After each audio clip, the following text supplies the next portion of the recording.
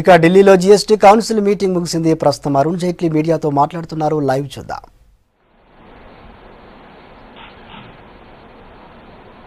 With N exemption कि जिनकी 20 लाख तक टर्नओवर थी उनको हमने एग्जेम्पशन दी है, और जहां तक नॉर्थ ईस्ट और हिल स्टेट्स थी उनकी एग्जेम्पशन लिमिट 10 लाख तक थी. लेकिन उन नॉर्थ ईस्ट और हिल स्टेट्स में जम्मू कश्मीर, आसाम और अब धीरे धीरे कई अन्य स्टेट्स ने भी अपने कानून अमेंड कर लिए और अपनी लिमिट को वो 20 लाख पे ले आए थे. तो ये तय हुआ कि वही ट्विन स्ट्रक्चर चलेगा. अब दो प्रकार की एग्जेम्पशन लिमिट्स होंगी.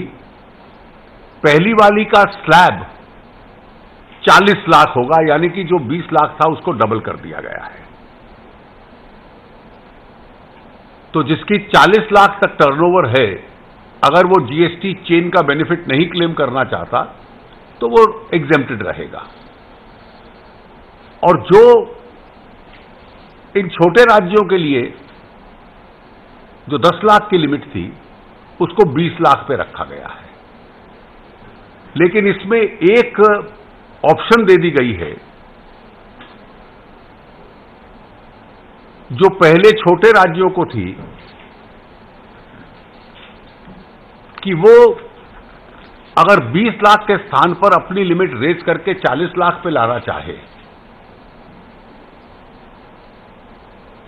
तो वो ऑप्ट आउट करने की उनको डिस्क्रिशन दी गई है. That is they can move up, जैसे पहले भी कुछ स्टेट्स मूव किए थे.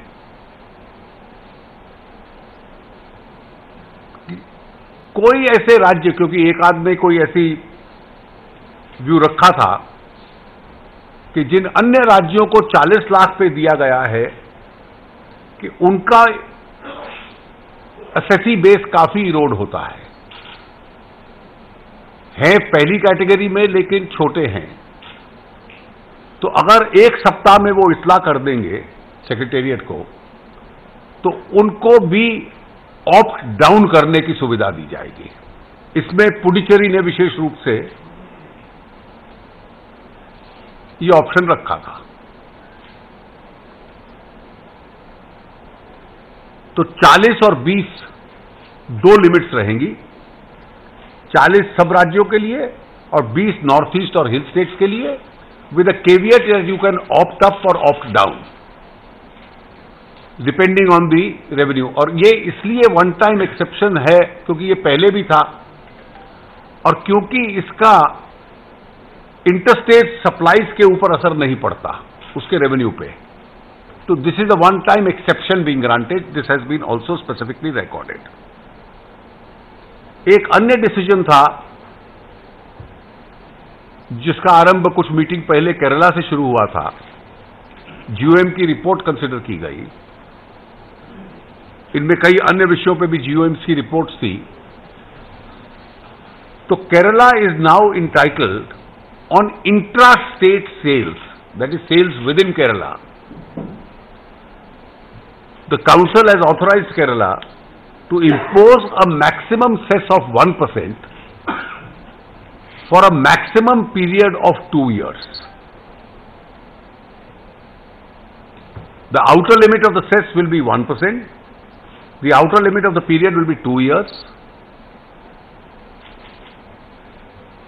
And this is as a part of there is already a provision in the GST law that the council can permit some states to make a levy on such terms and conditions and for such period in order to cope up with natural disasters. So GOM में recommendation थी. Kerala also accepted this decision. These issues, the decisions were taken. There were two other items. One relating to real estate and the other relating to uniformity of taxation on lottery or other issues arising out of lottery. इस पे अभी दोनों पे diverse opinions थे council में.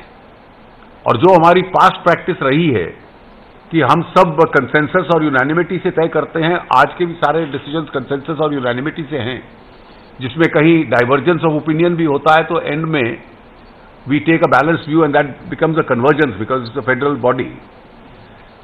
तो इन दोनों सब्जेक्ट्स के लिए हमने रियल एस्टेट के लिए एक 7 मेंबर जीओएम रहेगा जो अपनी रिकमेंडेशन देगा, जो अगली मीटिंग में कंसिडर करेंगे। और इसी प्रकार का लॉटरी का भी एक जीओएम रहेगा जिसमें lottery developing and selling states का हम रिप्रेजेंटेशन रखेंगे, क्योंकि स्टेट्स के इनमें कॉन्फ्लिक्टिंग इंटरेस्ट थे, तो उसकी वजह से कन्वर्जेंस लाने के लिए इसको जीओएम में उन स्टेट्स के बीच में एक बार बात हो जाए और वो इसको केंद्र में लेकर आए। ये ब्रॉडली डिसीजंस आज काउंसिल में लिए गए। Value of supply will be 50 lakh and the total will be the 1 crore, 1.5 crore, and that's